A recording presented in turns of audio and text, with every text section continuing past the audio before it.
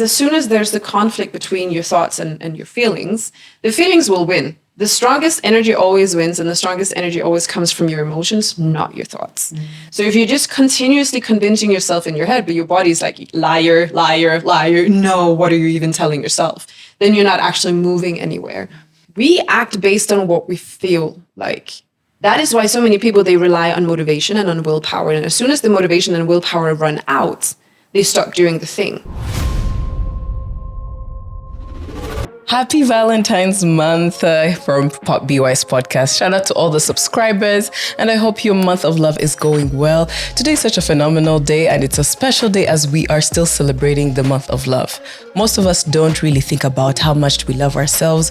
We genuinely live in a world where we're always supposed to give, do more, do all these things. But what happens when we are depleted? What happens when nobody's telling us our worth is good? How do we source that from within? And today I'm super excited to have this conversation with none other than Rebecca Hansen, a transformational leadership coach. But she's not just that, she's someone who has walked the journey, and it's great to have you back here. How are you? Thank you so much. I'm great. Felice, how are you? I'm doing great. Let's dive into it. At what point did you feel like you did not love yourself? Let's go way back before we even get into the science, strategies, or anything. I think it took a very long time for me to notice that I didn't really love myself. I think when and I say this often, we are only ever in our own heads, right? And what that means is that we don't fully understand what is normal and what is not normal. What are normal thoughts to have? What are normal stories to tell ourselves? And when we don't fully have that contrast of somebody else's stories entering our heads, it can be incredibly hard to understand what am I actually experiencing here? So I wouldn't have called it lack of love for myself. I would have more been like, why should I love myself? Yeah. I didn't fully understand why I had to love myself. I didn't understand that people actually did. I would very often think, oh, people are just saying things, but they don't actually love themselves. How could they? Because we're taught not to. So it took me, I was probably in my 20s before I really realized that, wow. Yeah, yes. This is very not productive conversation that's going on in my head. Yeah. These are very unfortunate thoughts that I'm having about myself, conversations I'm having with myself. And it took until I started actually loving myself and knowing what that felt like was when I realized that I hadn't. Yes. I needed the contrast, actually. So that was probably in my 30s. So what does it mean to truly love yourself? We talk about it. We see it used as a like, oh my God, love yourself. But I also have had my fair share of learning to love myself. But in your perspective, how can you describe it? What does it truly mean? And is it a journey? Is it a destination? What are the steps? Oh, it's absolutely a journey. It's definitely a journey. Yes. I think once we fully know how to love somebody else, and I think also learning how to love somebody else is a journey as well. But if you feel like you can love somebody else and you can want all the best things for them and you can just truly appreciate who they are and you respect their opinions and you want to listen to what they have to say and you enjoy being in their company, right? That's someone that you love, someone that you have warm feelings for. Do you have that for yourself? Right? Are you as excited about sitting with yourself as you are with being with somebody else? Are you, or do you talk to yourself in the same tone, same language that you would with somebody that you love? Yeah. The conversation that goes on in your head, how critical are you of yourself? And when you feel like you failed on something, how do you talk to yourself? Is it the language of, you'll do better next time? You tried really hard and look at all of the things that you actually achieved and you'll do better next time now you've learned. Or is it, you're such an idiot? You should have never done this in the first place, right? So that's the contrast that I see. And actually, I had an experience in the shower. I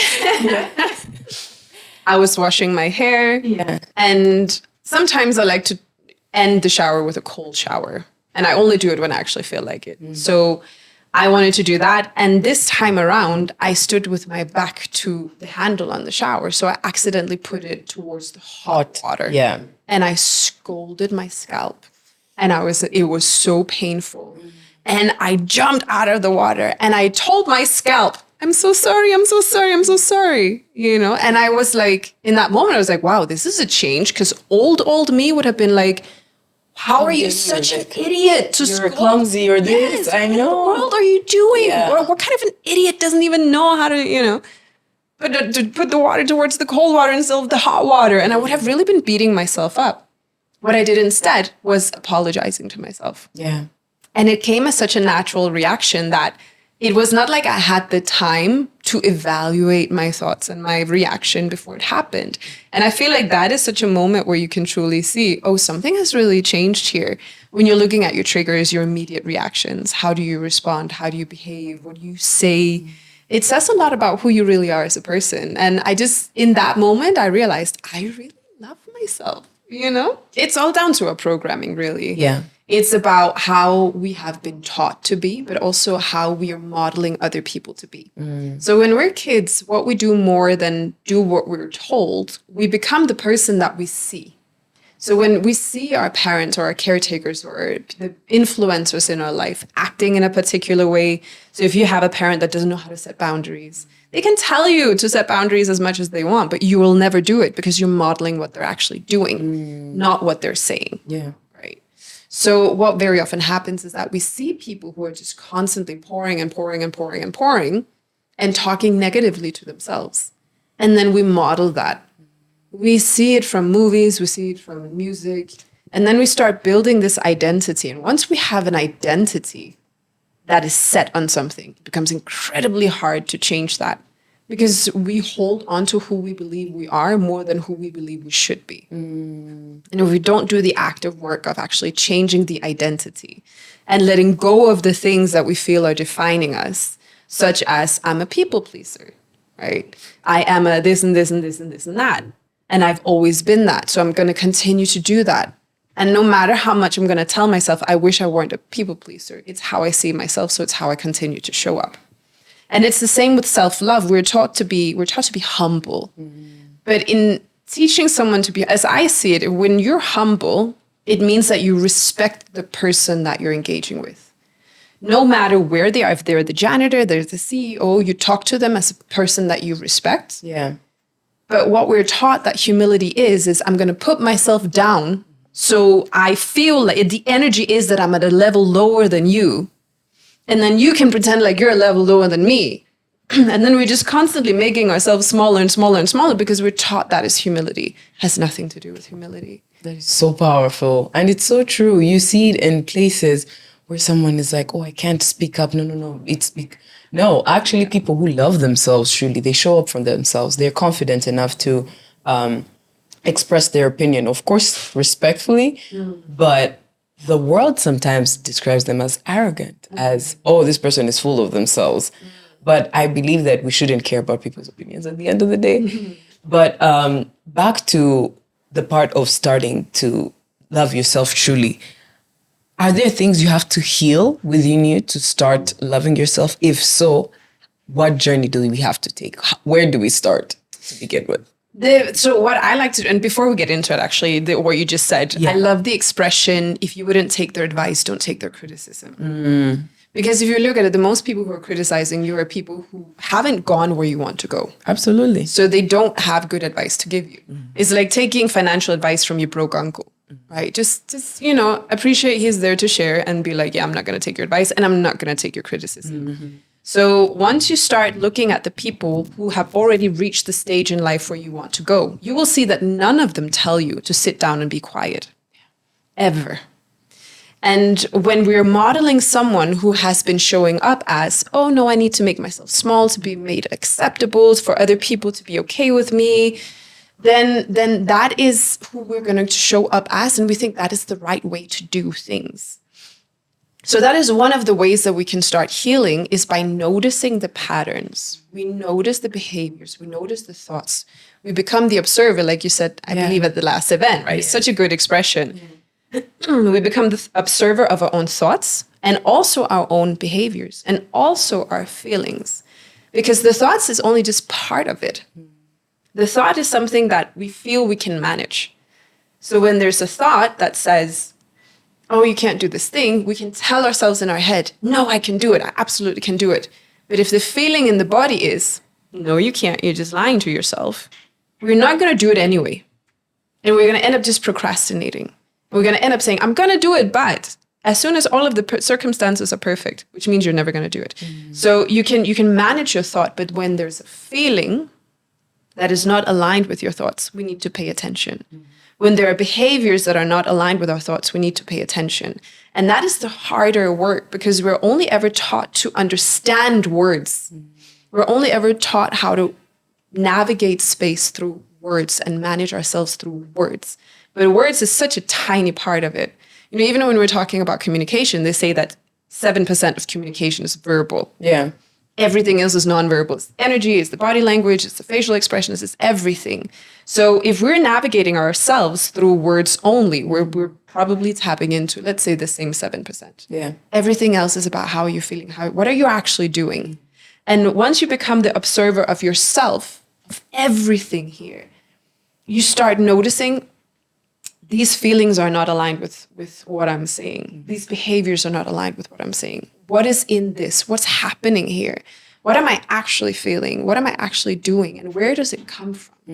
And what I very often recommend people who are relatively new to personal development is to try to source back to the time that these stories that you're telling yourself were established. Or behaviors. Yeah. What did your caretakers, the influencers that you had in your life, what did they tell you in terms of who you're supposed to be, how you're supposed to act? What did you model from them? How did they encourage you? How did they punish you? How did they, it's a whole thing about we always finish our plate because our parents always told us, you gotta finish your plate. And now we're sitting here as adults and we're finishing a plate that's way too big for us instead of listening to our bodies that say, no, you're full, stop eating. And that just applies to everything else in life. So the first step is really observing. It's understanding what is there so you can start understanding how would you like that to change. I love that you touched on that. And maybe I'll give a background story. Actually, when I started personal development, I noticed that I was not loving myself, right? I would have this vision, and I believe it happens to the best of us. You have a vision, you have goals. Shout out to everyone that attended our events of Breakthrough Circle on goal setting. You have all these goals, but that part of saying, no, I'll do it tomorrow, which is the procrastination, which is the fear and all that. You've observed it. You have seen that I am stepping in my way, but my thoughts want this, my mind wants this, but your body, the feeling is like, let me take another nap. I'll probably do it like next week. It happens to so many people. How do you align your mind, that goal, with your heart? Yes, you have observed it. You have seen that it's there. Now, what are the next steps to change that behavior or change that feeling after observing it and noticing that, okay, yes, I'm standing in my way. What next? Yeah. So you can start by changing the stories that you're telling yourself. So it's really what I've done a lot is convincing myself of things. Yeah. Not just convincing myself in a way that it feels logical, but where it feels right. It feels aligned. Because as soon as there's the conflict between your thoughts and your feelings, the feelings will win. The strongest energy always wins, and the strongest energy always comes from your emotions, not your thoughts. So if you're just continuously convincing yourself in your head, but your body's like, liar, liar, liar, no, what are you even telling yourself? Then you're not actually moving anywhere. So that's the part about also going back to figuring out where was it placed in the first place? Because if you can see... You can't just brush through what you just said, that it's so important. Your strongest feelings... No, your strongest feelings come from your emotions and they always win. The strongest energy. Oh, the strongest energy. Okay. Comes from your emotions. Nice. And the strongest energy always wins. Yeah. So always our emotions tend to... We act based on what we feel like. It's very, very hard for us to continue to apply ourselves in a way that is not aligned with how we feel. That is why so many people, they rely on motivation and on willpower. And as soon as the motivation and willpower run out, they stop doing the thing.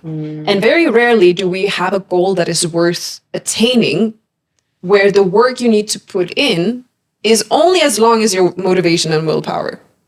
Usually what happens is most people, they go through the motivation, they go through the willpower, it disappears, they no longer feel like doing the thing, they stop doing the thing. Yeah. But what they need to do, the continuity and what the work that they need to apply in order to get to the goal is much longer than that. So that's why you see that some people are able to reach their goals and most people are not. right? Most people, they give up on their goals before they even get to a place that's close because the motivation and the willpower are short-lived. So if you know how to manage your emotion where you can get yourself, you can feel like doing the thing, even when you're not feeling motivated, even when you're not feeling the willpower. It's like, I just feel like doing this thing because I love doing this thing. Like, we don't need conviction to eat chocolate cakes, right? That's true. Like, we don't need willpower to eat it. We don't need motivation to eat it. It's there, like, wow, I really feel like eating this. I'm very quickly convinced to eat it, right? So how can you turn the things that you got to do, the work that you got to put in, how can you turn it into chocolate cake? So you feel like doing it, you get excited. How can you fall in love with doing the thing? And the work that we need to do, just tying this back to self-love. Yeah. When you really love yourself, you want the best for yourself. You truly deeply want the best for yourself. You feel deserving of the good things. And that's why you start putting in the work that is required. Yeah. Because it's hard. Changing is hard. It's difficult. Learning The brain goes like, alert, alert, this is not normal. Yeah. You're like, get out of there. Right. Yes. Yeah. So you really gotta make the emotional connection, not just to the result, but to the process. How can you fall in love with the process? Right? So when it comes to want to get fit, how can you fall in love with going to the gym? How can you fall in love with eating healthy food? How can you fall in love with yourself so much that all you want is just to respect yourself, your body so much that you will do the thing. You want to do the things that make you feel good, not just in the moment, but afterwards. I came up with a hack for myself, which works for me. I don't know if it can work for many people, but in terms of procrastinating or just not showing up for yourself, I realized that most of the time it's my inner child that's scared. So I started having a baby picture of mine in my wallet or in my camera roll, or was one of. So every time I find myself in the pit of not wanting to do so, I look at it, at that picture, I'm like, you're scared, but it's fine. Just show up, go ahead. It's going to take you a couple of hours or a day or a month, and you're going to come back stronger. And I imagine holding her hand, coming with her. And later when I'm done with the mountain or the thing that I was trying to do, I feel more confident. And that's why sometimes I talk about confidence. And so many people, you see a beautiful person, but they lack confidence in themselves. And it's aligned with what you said, doing things that you promised yourself to do. That's where the confidence comes from. Yeah. How can we keep building that part of ourselves of, yes, it's like a flower. You're watering it every day, building that confidence through self-love and showing up for ourselves. Do people need to start now having to-do lists? Do they need to do a whole reevaluation? You know, what you're saying is powerful, but maybe practical steps to building that self, because we are meant to be great people, but we always stand in our way. Yeah. I love that you're keeping your inner child in your phone or your pocket. I'm trying. It just makes me smile. The funny thing is that old me, probably teenage me, I was so unhappy with myself that a child picture of myself would not help, because I also didn't like that version of me. I didn't like any version of me, even the child. So I would look at myself as a child and be like, you too, or you also worthless. Yeah. So, and I think that should have brought up some alarms, right? It should have. Should have brought some, alarm bells ringing. But the thing is, as I said, we're always only ever in our own heads. So if we've never loved ourselves, we just take it for granted that that's how life is supposed to be. So when it comes to really monitoring and observing and paying attention and changing the narrative and noticing, when I change this narrative, how does it feel? If it feels unaligned and in a bad way, why does it feel like that? Why is there such a strong voice in my head that says that I'm not worthy, that I'm not deserving, that I'm not good enough? For me, it was really powerful. It was overpowering. For some people, it's more like, I'm just kind of scared of moving forward, like you said, right? We can start applying tools for how do we talk to our younger self, to a child version of ourselves. But it's really about trust and faith and understanding. Me, I love thinking about how insane it is that we're here. It's a huge blessing. It is a huge blessing, but also look at how many things had to go the exact way that it did in order for me to come here. It's a miracle. It's a miracle. Yeah. Every single 8 billion people of us is a walking miracle. And I used to be like, oh, but there's 8 billion people, so one person is not important. But every single of these 8 billion people are a miracle. And if you have, I love connecting to a sense of purpose, faith, believing, truly believing that we're all here for a reason. We all have something that needs to be provided. And there is this quote, I don't remember exactly how it goes, but like when you pass a graveyard, look at all of the dreams that were never fulfilled. Look at all of the gifts that were buried there. From all of the people who never fulfilled what they're here to do. And they died before they were able to do anything about it. And then I look at all of the things where people did do the thing, right? I grew up with the Disney movies. Imagine if Walt Disney hadn't accepted to continue. He was rejected, 100 times or something like that. It was insane. Yeah. Rejection on rejection on rejection. Then he had to deal with people stealing his intellectual property and, trying to get in his way. He had to overcome so much. Yeah. So many closed doors, so many challenges, so many problems before he was able to build Disney to what it is.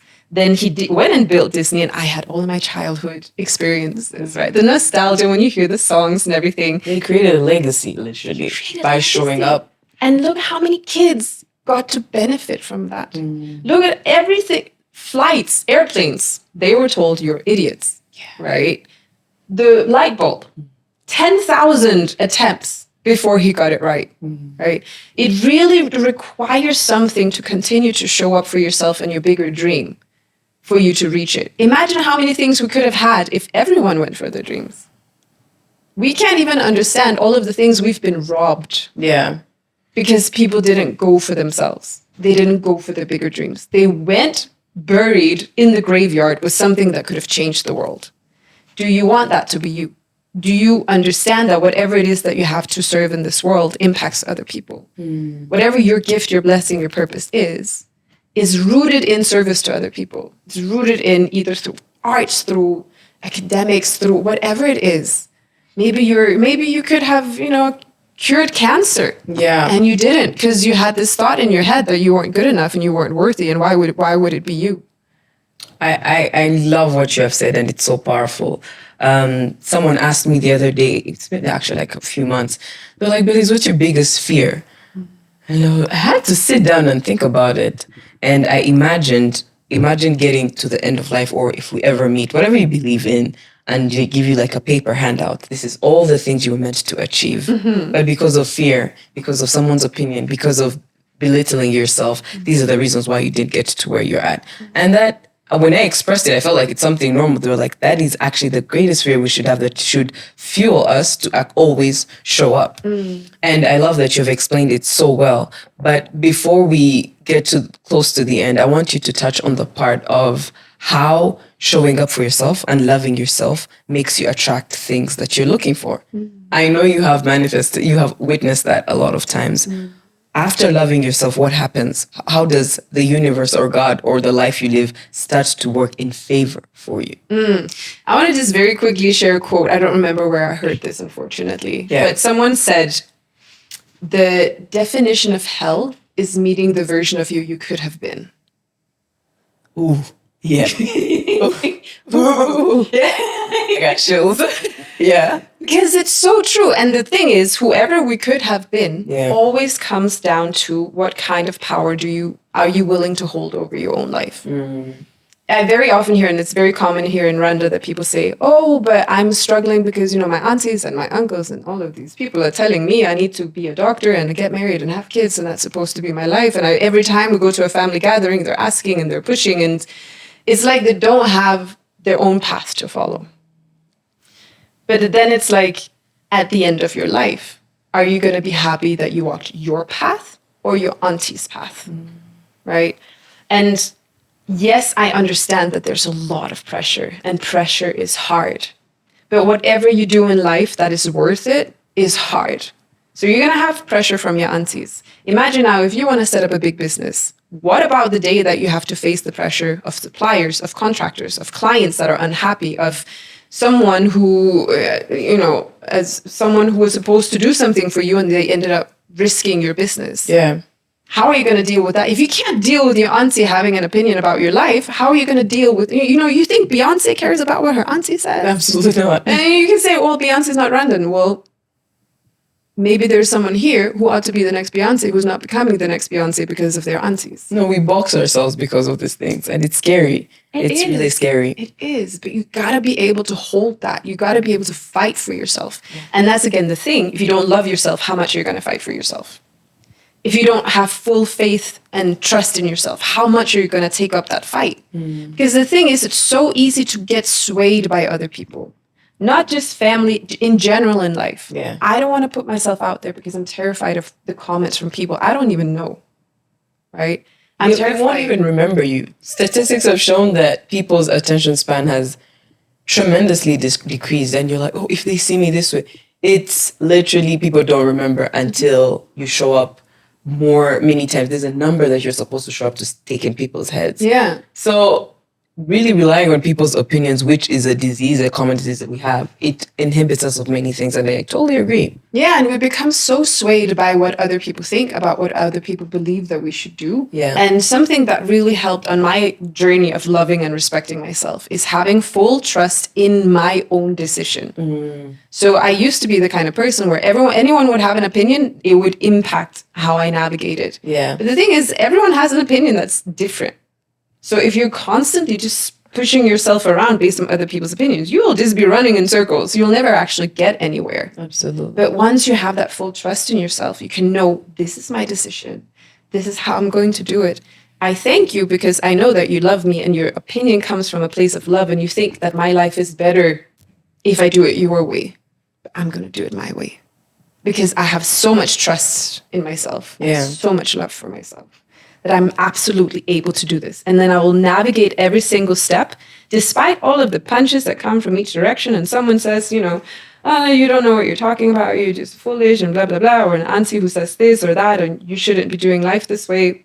I cannot let myself be stopped by that.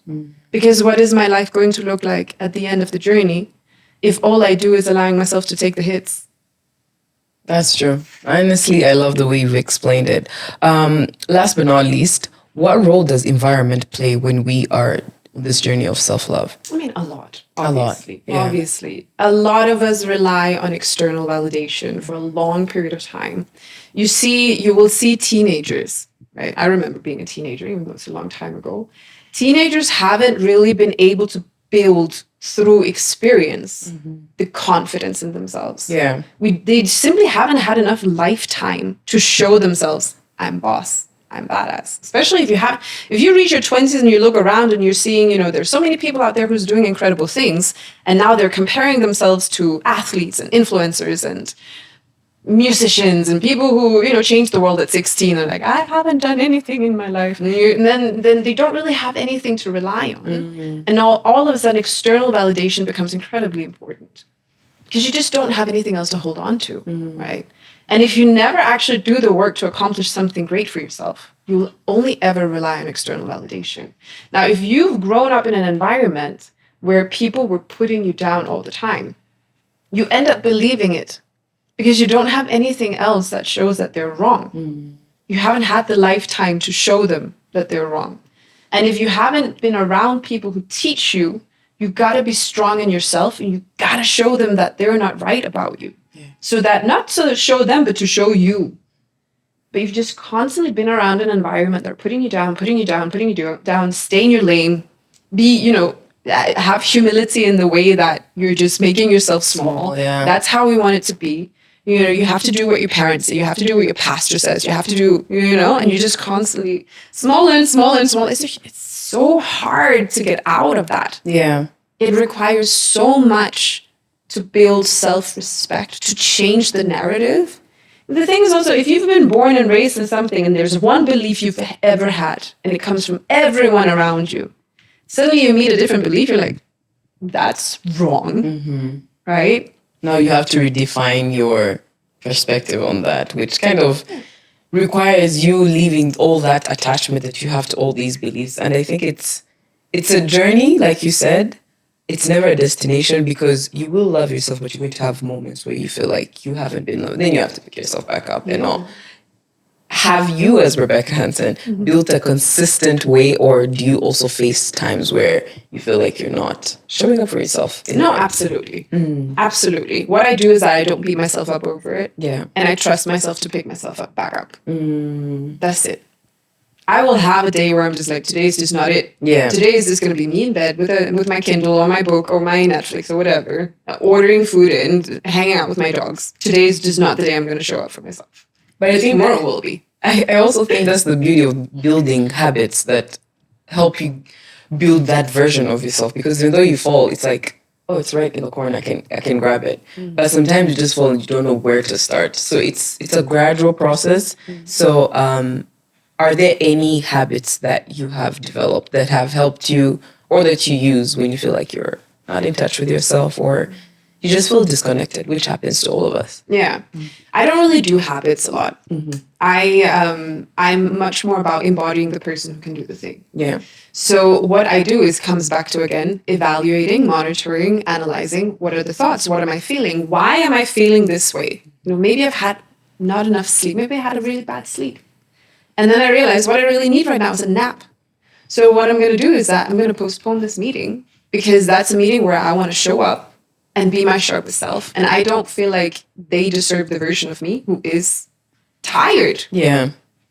Other times it's like, I know and trust in myself that I can show up. I'll get my coffee, I'll jump around a little bit, play with my dogs. I can get myself in the mood, and I'll do that. So it's more about getting to know myself and where my boundaries lie.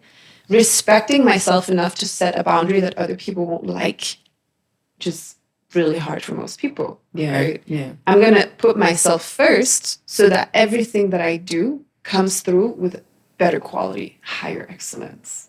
And respecting and loving myself, but also knowing this isn't about just being uncomfortable, right? I can do discomfort. I'm really good at discomfort. I can do pain. I'm very good at dealing with pain. I can deal with disappointment. You know how many people don't do things because they're worried they're going to be disappointed? Yeah. Like, you've dealt with bigger things than disappointment. There's a quote I saw that aligns with that. It's like, who said we only have to love the good moments? Yes, they feel good, but the bad ones are part of it. So learn to be accustomed to them. Be like, oh, okay, it's part of the process, and it's okay. I can try again next time. Absolutely. Yeah. And not thinking that something is wrong because something didn't go right. There's something for you to learn in this, right? There's something for you to learn how to, and so many people, they learn how to deal with fear and pain and disappointment and discomfort and displeasure by avoiding it altogether. So let me not set big goals, because low expectations means that I won't be disappointed. All right. Let me not do big things because there's a risk I will be disappointed. Yeah. How about you learn how to deal with the disappointment and you just keep going for the thing until it works? And then every time it doesn't work, instead of saying, oh, I don't know how to do this, figure out how will you be able to do it? What is missing? Yeah. What is the skill you haven't built? What is the circumstance you can influence? What is the network that you're missing? What is the thing? Who can you learn from here? Did I really show up 100%? Because usually we don't, right? Usually we show up 50% so that if it doesn't work, we can tell ourselves, but also I didn't give it my all. Because if you give it your all and it still doesn't work, that is painful, right? Because now you don't have an excuse. Yeah. But instead of that, just give it and then see where can I move to? What room is there still there? How can I expand my capacity? How can I learn something? Or how can I connect with someone who already has the skill that I'm missing? How can I get them on board? Absolutely. You also, ecosystem kind of plays part. You can use what's around you. What you have on the table is enough. I don't think we tend to always wait for things to be perfect, for stars to be aligned, but it doesn't go that way. You just have to start where you are, and somehow things build up. But we have spilled so much great information, but we have great news coming. We do have an event, and I would love for us to keep going. But if you want to learn more and get to know more about self-love of this year, the true essence of it, we are bringing you a very powerful event, which is part of the Breakthrough Circle. As you know, last month we had the one of the Year of You, and the one coming up is about loving ourselves, a deeper conversation on this, better insights, and of course, an environment that will help you be open, ask questions, learn, and have a one-on-one with Rebecca herself, or even you can ask me questions as well. And we're super excited. Maybe you can give the details or what people should expect. So people should expect a continuation of this type of conversation. So Yeah. we're going to get deeper into why is it that we need to love ourselves and how can we make that pivot and why are we deserving of it? I think so many people, if you don't fully love yourself, you won't understand why it's important, and you won't fully feel like you deserve to love yourself. And for those people, I would just say, please just consider it.